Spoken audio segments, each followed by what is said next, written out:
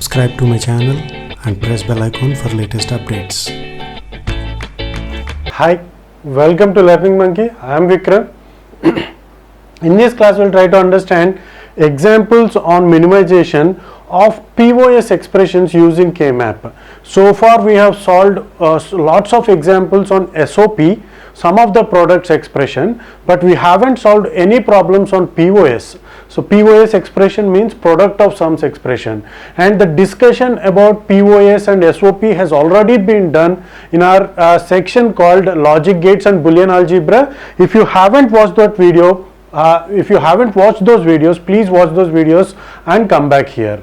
And whenever you are given with a POS expression, whenever we try to fill each max term, so each term is called as max term. In SOP it is called as min terms. So whenever we try to fill these max terms onto the K-map, we are going to fill in the corresponding space with 0. So whereas in SOP we are going to fill the corresponding space with ones. So the max term is going to generate an output of 0. Okay. So now, and one more thing that we need to understand, we need to recap is the value in a max term. If the value of a variable in a max term is 0, it is represented in its true form. If the value of a variable in its if the value of a variable is 1, it is represented in its complement form. It is just opposite to the SOP. Okay. So now coming to this example, so let's try to solve this example. Here the terms which are given is 2, 3, 4, 6, and here this is 2, so it has to be filled with 0. So whereas in POS expression we are going to fill it with 1. So that's the difference between POS and SOP, because every max term is going to generate an output of 0. So the entire circuit is going to generate an output of 0. So that's very important to understand. And next is 3 has to be filled with 0. Next is 4, this is 0. Next is 6. Now if we try to create the subcubes, this is going to be a subcube, and this is going to be another subcube. Okay. And we can create one more subcube here. It is not required because it is a redundant prime implicant.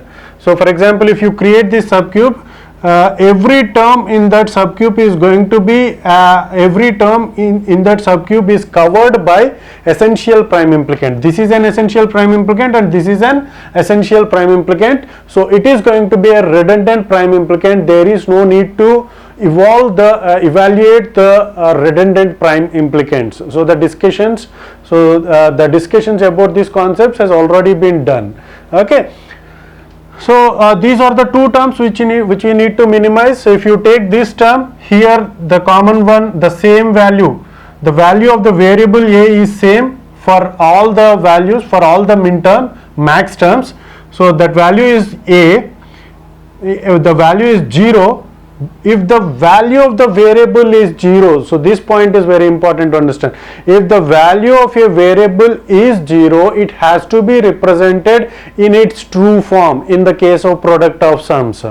Okay, so it is a plus, and here the same value is 1 is b here, so it is going to be b bar, a plus b bar. And if you try to minimize this, here it is the same value is a means in the complement form, and here if we take this, here the same is c, and it is 0, so it has to be represented in its true form. If it is 1, it has to be represented in its complement form. This point is very important to understand. Okay. So the final expression, so the minimized expression of this function is this one. Okay. Now coming to this, here what has been given, it is 3, 4, 6, 7, 11, 12, 13, 14 and 15.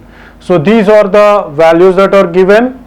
sorry, I used it to SOP, so we have to fill with POS, product of sums. So I got used to SOP, so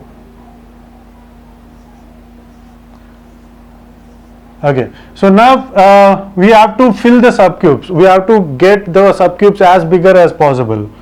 So this one is going to be one subcube, and this one is another biggest subcube possible, and here is another subcube possible, and here is another subcube, and one more subcube is also possible here, this one, but this is not going to be a subcube because it is redundant subcube. All the values, so this is covered by essential prime implicant, and these terms are covered by essential prime implicant, so it is going to be a redundant prime implicant. There is no need to take that subcube into consideration. Now if you evaluate this, if you minimize this, it is going to be C complement plus D complement, C complement plus D complement. The other one is this one, so this one is going to be A complement plus B complement. Okay, and this one is going to be B complement plus, and this one and this one, if we consider this, B complement plus D.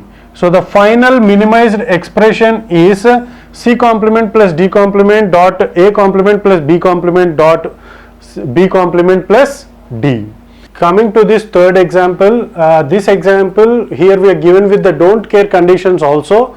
So the concepts of don't care and the examples on the don't care has already been discussed in our previous videos. Please watch those videos and come back here. And solving this example here, what they have given is, it is 0. So 0 is given, 1 is given, 2 is given, and the minterm 8 is given, 9 is given. In the don't cares, 4 is given, 8 is given, 9 is given, and in the don't cares 4 is given, 0, 1, 2, 8, 9. In the don't cares 4 is given, 10 is given, and 12 is given. Now how to solve this? So we have to find the biggest subcubes possible. This is the biggest subcube possible, and one more is so this is the biggest subcube possible, second one, and the corners are the biggest subcubes possible. So are there any redundant prime implicants in the given then? Yes, there is a redundant prime implicant. This is redundant prime implicant,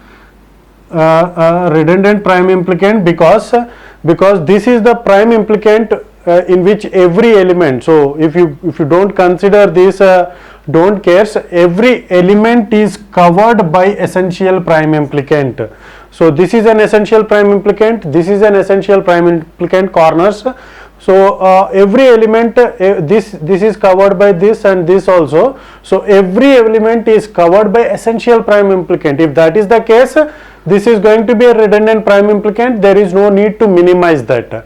So if you minimize this, the remaining one, the remaining subcubes, this is going to generate. So the same term is here it is B plus, and here the same term is C, B plus C. If you take the corners is going to be it is B here, B plus, and this one is D. So the final solution is B plus C plus into B plus D. Okay, so this is how we can minimize the product of sums. Hope you got the clarity on this concept. Thanks for watching. If you haven't subscribed to our channel, please subscribe to our channel and press bell icon for the latest updates. And if you have any doubts regarding these concepts, please post your doubts in the comment section below. Thanks for watching.